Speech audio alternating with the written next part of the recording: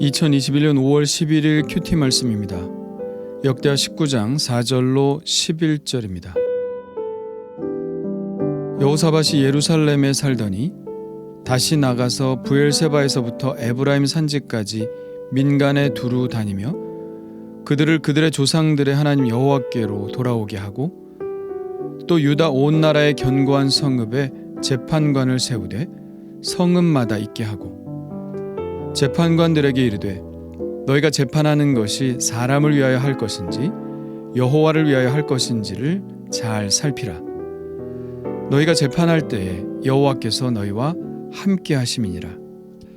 그런즉 너희는 여호와를 두려워하는 마음으로 삼가 행하라. 우리의 하나님 여호와께서는 불의함도 없으시고 치우침도 없으시고 뇌물을 받는 일도 없으시니라 하니라. 여호사밧이 또 예루살렘에서 레위 사람들과 제사장들과 이스라엘 족장들 중에서 사람을 세워 여호와께 속한 일과 예루살렘 주민의 모든 송사를 재판하게 하고 그들에게 명령하여 이르되 너희는 진실과 성심을 다하여 여호와를 경외하라. 어떤 성읍에 사는 너희 형제가 혹 피를 흘림이나 혹 율법이나 계명이나 율례나 규례로 말미암아 너희에게 와서 송사하거든 어떤 송사든지 그들에게 경고하여 여호와께 죄를 범하지 않게 하여 너희와 너희 형제에게 진노하심이 임하지 말게 하라. 너희가 이렇게 행하면 죄가 없으리라.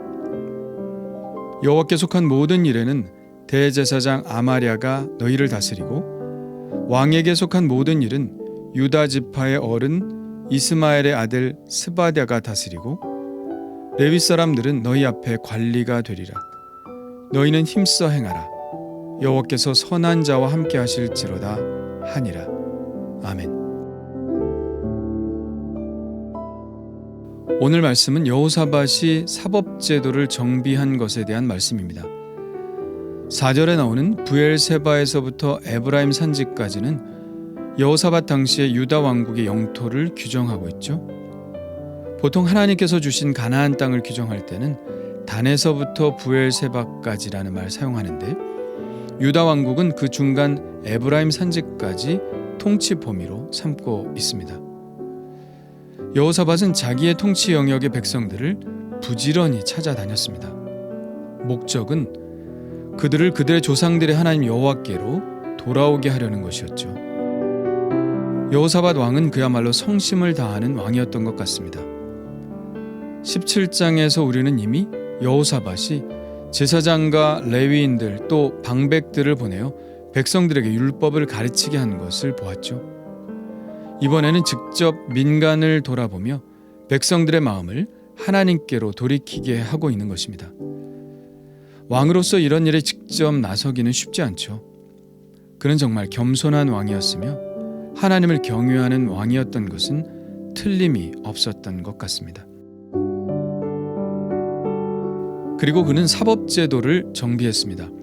성읍마다 재판장을 세웠습니다. 지금으로 말하면 지방법원을 세운 것이죠. 그리고 그 재판관들에게 재판관으로서 갖추어야 할 자세에 관해서 이야기합니다. 6절과 7절입니다. 재판관들에게 이르되 너희가 재판하는 것이 사람을 위하여 할 것인지 여호와를 위하여 할 것인지를 잘 살피라.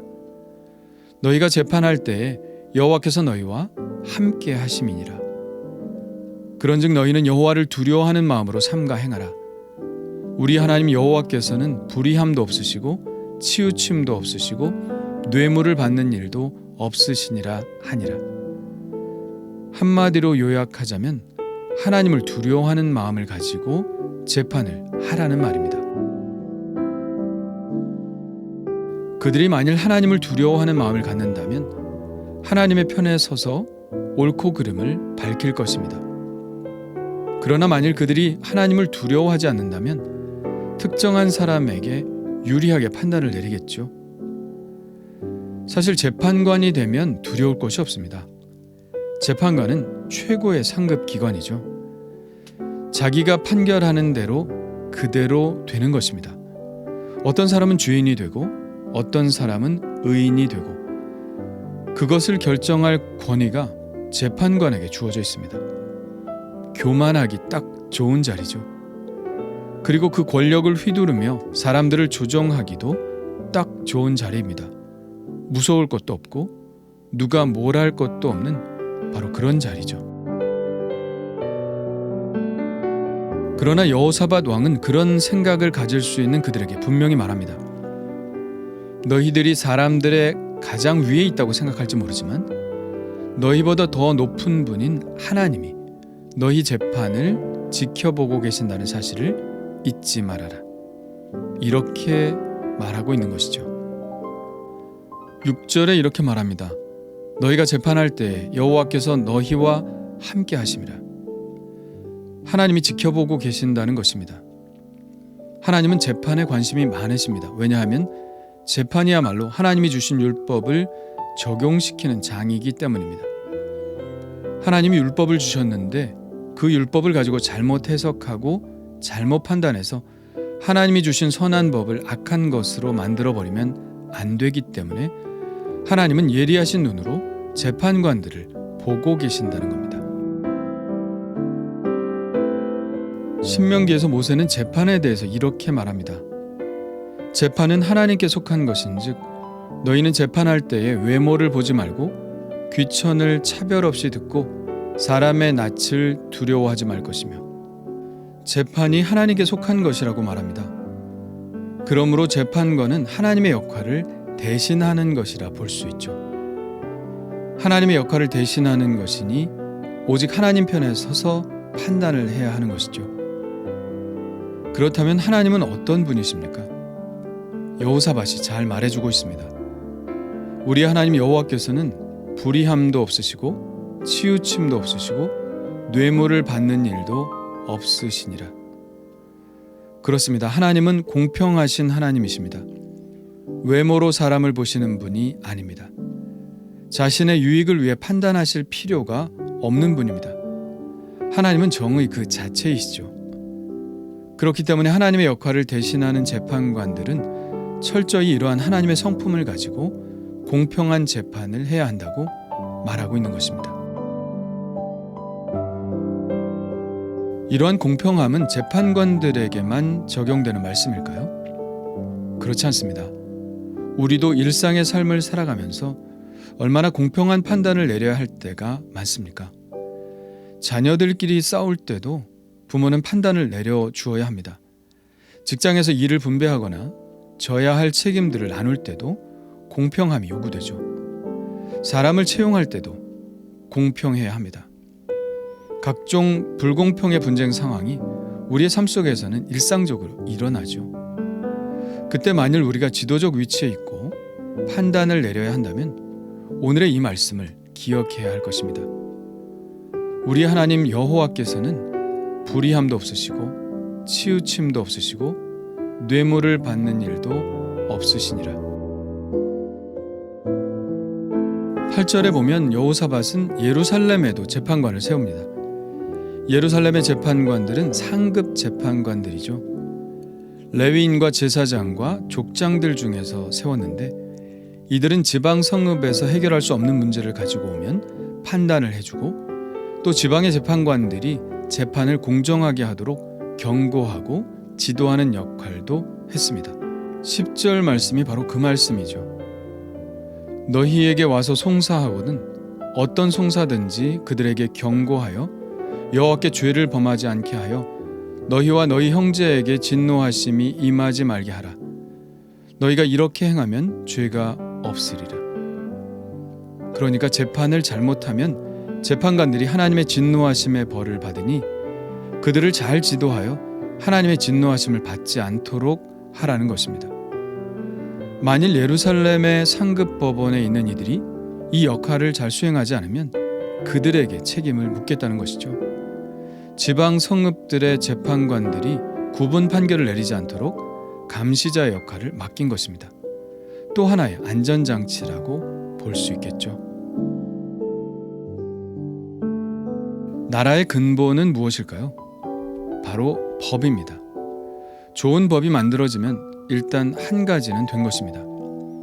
그러나 아무리 좋은 법이라 할지라도 권력자들의 편에서 판단한다든지 있는 자들의 편에서 판단한다면 그 법은 무용지물이 되고 말죠. 그 법을 다루는 사람들이 공평하게 판단을 해야 그 법이 존재 가치가 있게 되는 것입니다. 그런데 그 사람들의 공평한 판단은 어디에서 비롯될까요?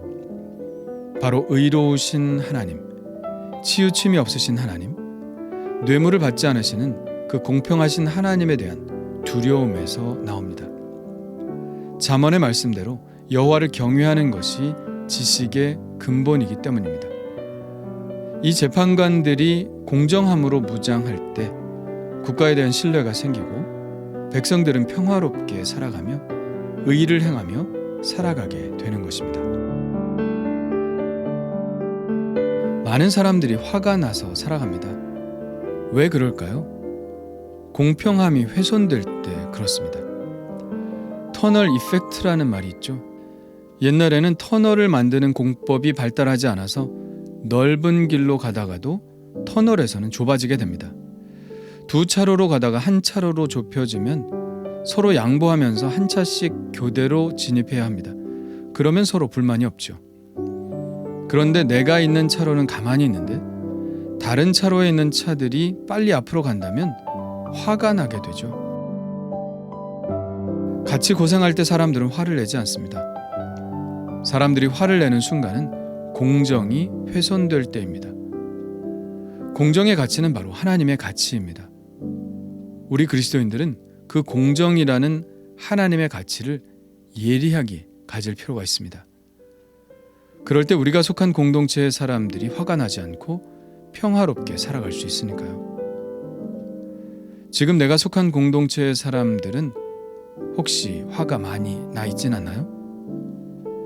나는 하나님의 마음으로 공정의 가치에 있어서 예리한 판단을 하고 있나요? 혹시 누군가의 마음에 분노를 쌓아놓고 있지는 않나요? 한번 생각해 볼 일입니다. 주님 감사합니다. 여호사밧이 부지런히 힘썼던 일들이 바로 하나님이 원하시는 일이었음을 깨닫습니다.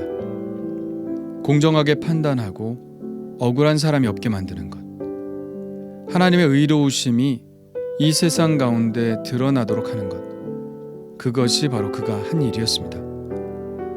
혹 나도 모르는 사이에 굽게 판단하여 사람들의 마음을 억울하게 하고 가슴 아프게 한 적은 없었는지 생각해 봅니다. 예리한 검과 같은 판단력을 허락하시고 모든 사람들을 공평하게 사랑하시는 하나님의 마음을 본받아 하나님을 경외함으로 좋은 판단을 내리게 하여 주옵소서. 그래서 우리의 공동체가 화목하고 화평하며 서로를 신뢰하고 살아갈 수 있도록 하시옵소서. 예수님의 이름으로 기도합니다. 아멘.